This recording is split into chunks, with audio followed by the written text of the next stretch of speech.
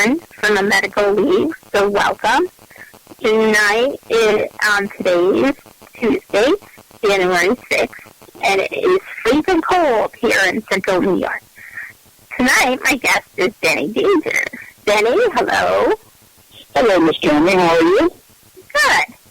Now, Denny, you are co-owner of BTM Wicked Radio, but you have also written some children's books.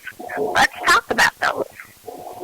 Absolutely. I have actually written 2 children's books. I've written a Halloween book, it was Billy Rabbit's Halloween Adventure, and my second book was Billy Rabbit Saves Christmas, and also Miss Tammy. My third book debuts next week, it should, Billy Rabbit's Snow Day, which I'm very excited about. And now tell us how you got into writing children's books. Actually, back in school, I used to write short stories, but I never really did much of it. I used to love, like, The Hobbit and stories like that, just all that stuff. I used to love doing that, like writing short stories, trying to get into that. And I always enjoyed doing that, just, writing short stories. Then how I really got into it was my little nephew. I used to sit there and write those stories and tell him those stories and stuff, and he used to come over to visit. And I didn't really like the stories that were out there. Nothing against anybody. There's some amazing authors out there, but so I decided I made up the story, Billy Rabbit. This is like the 8th story. I made it up for him, and he loved it. And then I just kind of it's kind of a cool story. I just kind of took care of it and just left it on the computer, forgot about it, actually. And Miss Tiffany Beth, my lovely wife, came along and found it, and she asked me what this was, and I told her. And without me knowing it, she went and submitted it into Fresh Point Publishing, and the rest is history, thanks to her. It's really cool to have a little hobby I had as a kid. Actually, now I can actually turn into books and actually get the right to do this full time now. So I just love it. Now, is your nephew an adult now? Yes, he's close enough. He acts like he's an adult. He's 16 now.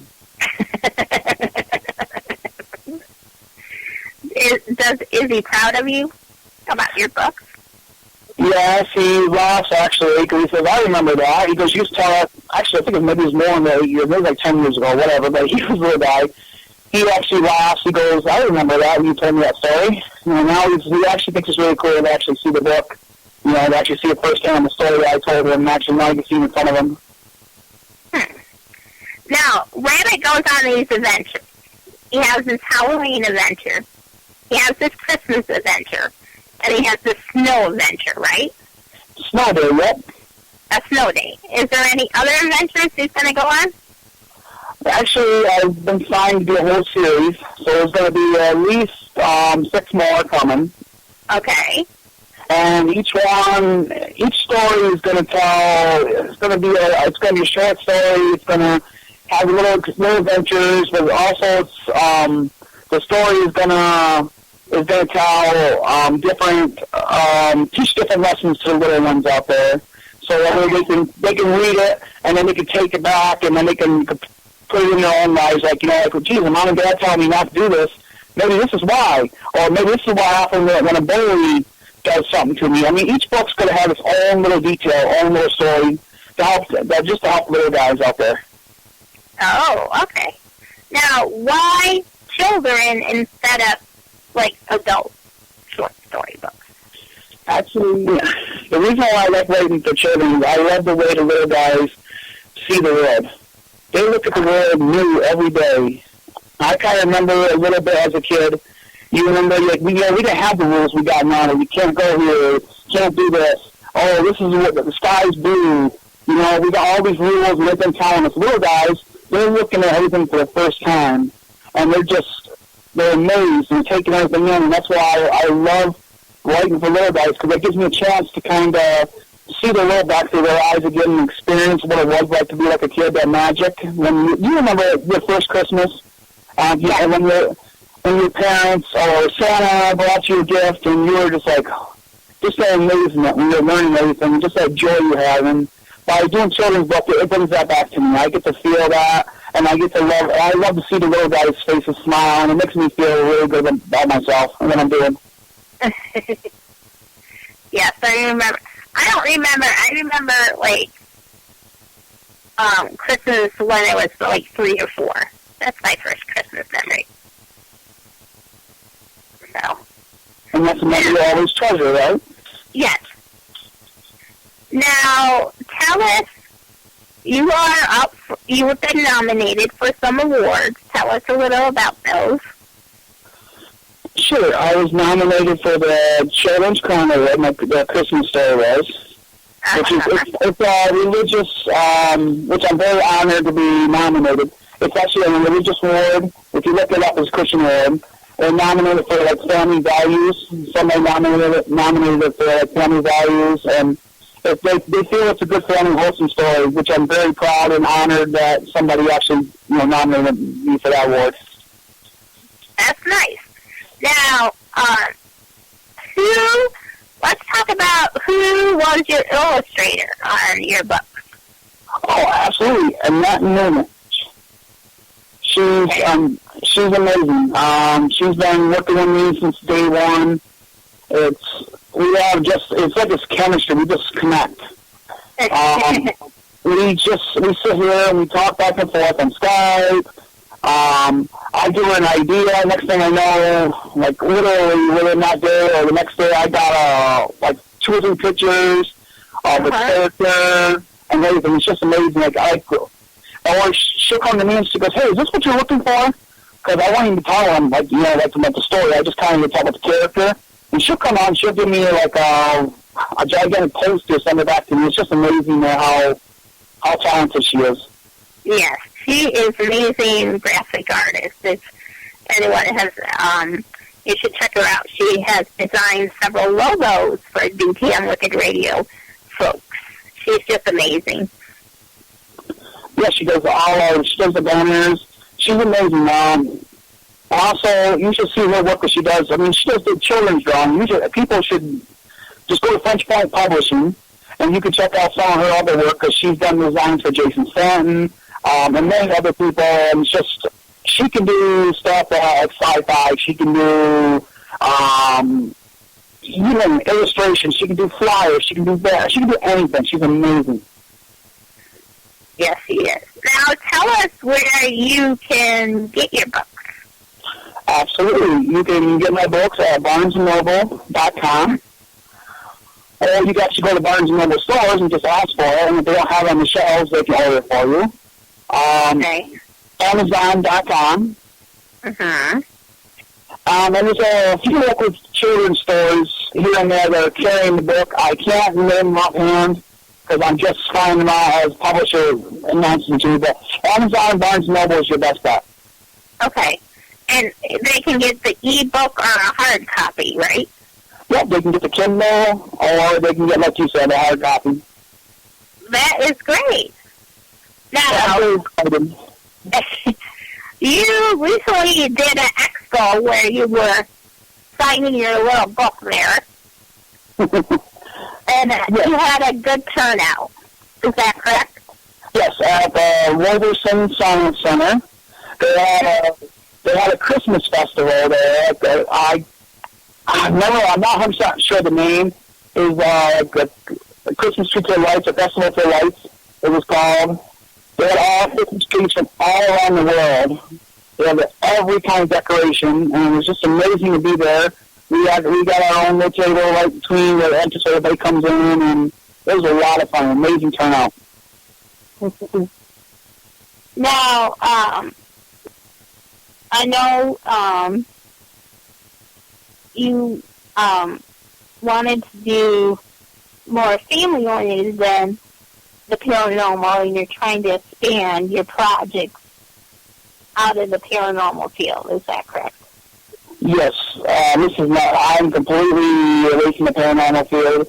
That's more of a radio. This is just, I'm branching away with the children books, going in a different direction. And it's a more friendly environment because the paranormal field is more drama-filled and stuff like that. And I don't want to go there, but like I said, that's with UTM, that's with the radio side of it. The book is completely different, and I love the direction I'm going in. That is great. Now, I apologize. My dogs are barking. They probably saw something. I don't know. Yeah. Now, are you going to write any book with, like pit bulls or anything? Because I know you guys are big animal advocates. Actually, that would be more Tiffany's department. I believe down the road she's looking into getting into more like animals, writing some books about animals, and actually being a speaker for animal advocates. About telling speak, you know what I mean? Animal right. And whatnot. Oh, okay. Do you want to tell us anything else about your books? It's just that you can find Barnes & Noble and Amazon, and I really want people to know that these aren't just a typical children's book. These are books that actually parents can sit down with their kids, and their children can actually pretty much can read it themselves. And it's a great learning tool. Because little guys can walk away from learning a lesson from it. Because when I first started doing this, first book reading I did, I had a little guy just sitting there, listening the whole time, and his eyes are brightening up, he's all smiling, which really made my day.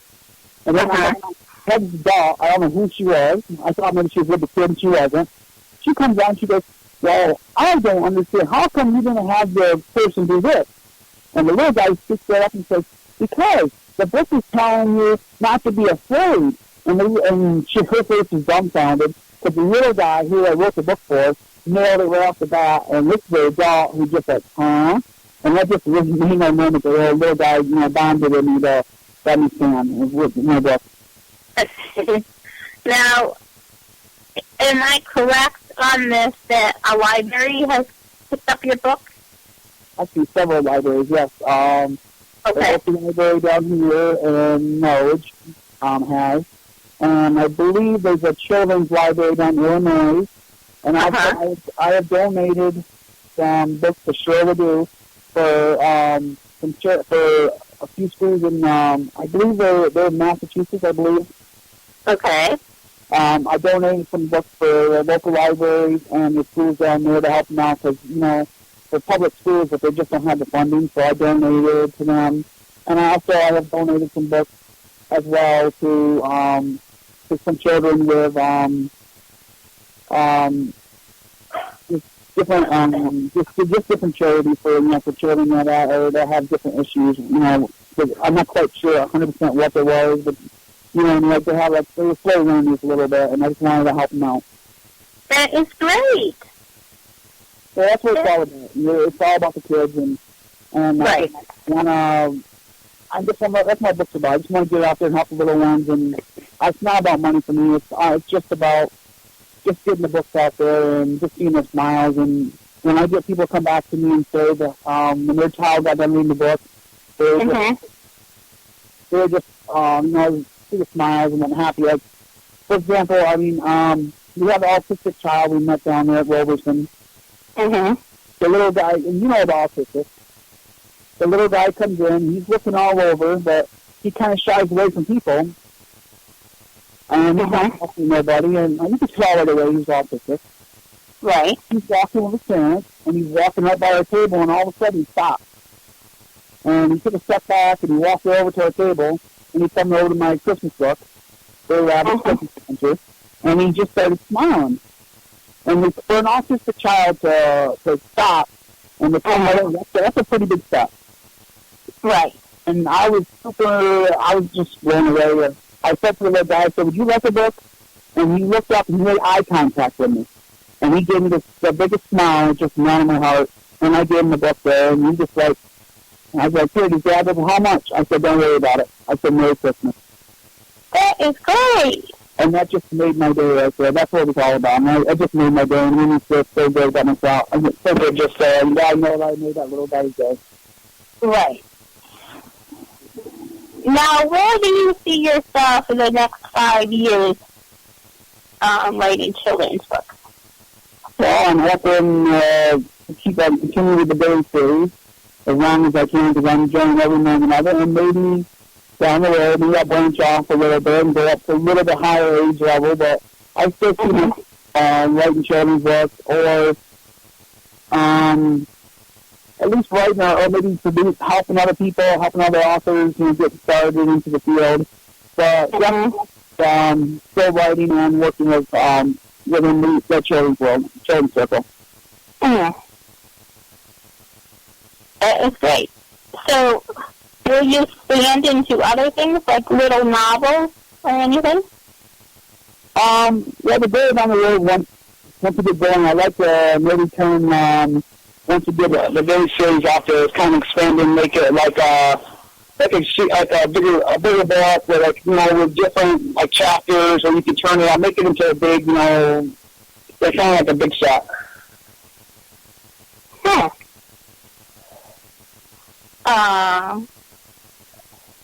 That is great. So, you are co-owner of DTM Liquid Radio, but you do that in 5 years. In 5 years, question. Because I've already blown away within the first year of what DTM has really reached out and grown. I mean, DTM on iHeartRadio. We are all over the internet. We have sister stations that we are on. DTM, the numbers are amazing. We're not hitting hundreds. We're not hitting the thousands. We're hitting the hundreds of thousands of listeners. And it's just amazing. And we're reaching out beyond my wildest dreams. So in 5 years, who knows? Maybe we could see a few of our shows on XM. Or maybe we could see DTM branching out even farther. The sky's the limit. Now, do you want to read a little excerpt from your book? Maybe? Actually, I don't have my book with me right now, actually. Okay. I'm actually in the car right there coming back home. Sorry about that. All right, that's okay. I apologize. No, that's fine. That's my fault. Now, I recommend this book to a lot of people because it's very cute. Little Rabbit is very cute. Now, let's see. I'm trying to think. So tell us a little about the shows on DTM Liquid Radio, because you are expanding into other things besides paranormal. I apologize. Okay. Absolutely. Well, we have shows paranormal, of course. Mm-hmm. We have shows going into the weather. We have shows branching out. Soon we have a sports show debut, which I'm excited about. They're going to be pro Dallas. No, I'm just joking, but there's other teams out there. No, there's all kinds of shows that we're excited about that's coming on board. We have psychic shows. We have astrology shows. Oh my God. We have so much on DTM. It's just a little bit for everybody. Right. And such an amazing family, such amazing show members and family members. It's just, DTM is just a great network. I'm very proud of us. I'm very proud of everybody. And you also have like a metal show. That's very cool. Absolutely. That's Tiffany and Linda's baby. Linda came up with the show, and Tiffany's been looking for a good music show. It's called It's Wicked Metal Radio. It's on Saturday nights at 11 p.m. It's on for an hour, Eastern Standard Time. And Linda has on such amazing guests. She has on local bands, independent bands, I should say. She's into thrash and metal. It's just an amazing show. You definitely should check it out. If you're in the rock, if you love listening to good rock music, check it out. You'll love Linda. She's freaking hilarious. She's balls to the wall this week. She's great. She's a good show. Linda is a girl after my own heart. Woohoo! Because you know I'm a big metal fan. Yeah, someone told me you're a Godsmack fan, I believe. I love Godsmack. Oh, that's right. Yes, that's right. I love Sully from Godsmack. Just to let everyone know. Sully's listening. I love you, Sully. Yeah, that's pretty good.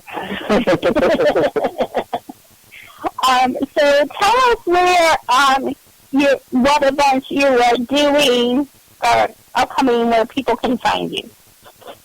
Well, you can find us on, of course, dtnwickedradio.com. You can actually find us on Facebook. Just type in DTN Wicked Radio. We got all kinds of events coming up there for DTN, of course. Right. And what you know, we're going to be at, we're going to be in Salem. Woohoo! Can't wait. That's going to be an exciting event. Put on by Mark and Lauren. One of our DTN Wicked Radio hosts. Yes, sir. At the Paranormal Hangover. And it's going to be an exciting time at Salem. Woohoo! I believe the sister of the Paranormal is going to be there. Miss Tammy Rosenfeld. Woohoo! I heard she's awesome, by the way. It's going to be an amazing time, the Salem Con. And you are sponsoring it, I believe, right? We're actually advertising for it. Okay, you're advertising for it. Yes. That's great. Are you guys going to be sponsoring or advertising anything else coming up? Actually, we actually have a few we're going to be sponsoring. We're going to have a horror fest it's going to be actually not too far from me at the Roberson Museum. They're going to have a Roberson. Oh no, sorry, no, I got it backwards. We have Comic-Con at Roberson that we're going to be at. Okay. There's a con right there. It's a Comic-Con, basically, that I call it. And that's going to be this summer. And then there's going to be a horror convention. It's going to be down here in Binghamton. We're sponsoring. And there's a lot of events coming up. It's going to be a lot of fun. Yes, it is. So tell us where they can find your books again before we end the show. Absolutely. You can find Billy Rabbit's Adventures on BarnesandNoble.com or go to Barnes & Noble store, and if they don't have it, just ask for it. It's just Billy Rabbit. And they'll bring it up for you. Or you can go to Amazon.com, and you can look up Billy Rabbit's Halloween Adventure, Billy Rabbit's Saves Christmas, or Billy Rabbit's Snow Day, which is going to debut next week on Amazon and Barnes & Noble, which I'm super excited about. This is going to be the first book now in the series about the holidays. It's going to be now you're going to see Billy and all new characters coming on board, and it's going to branch out even more than where it's already started. And is Billy Rabbit going to be in Syracuse on that snow day? That he lives in Syracuse. You never know. Syracuse. Syracuse is number one. What? Billy Rabbit's everywhere. You never know. Syracuse is number one. It's snow. Snowiest city. I remember the date on that one. I think Buffalo is a little colder, but I think it's cold enough. I think we got, I don't remember, 110 inches last year. Oh, my gosh. You guys got 110. I think we had about 80 inches here. I literally dislike winter at times. It's not so much snow, it's the cold. It is the cold. I guess, my dream some days would be down south, and it's 70 degrees, I could golf with all my friends and be like, oh, I'm cold. I think Billy Rabbit should go to Hawaii. He's actually thinking about going to Fiji. Oh, Fiji? Oh, okay. Yeah, Fiji's got a little nicer right now. And I'll bring Aunt Tammy along with them. Absolutely. Tammy and big all our friends with us from DCN.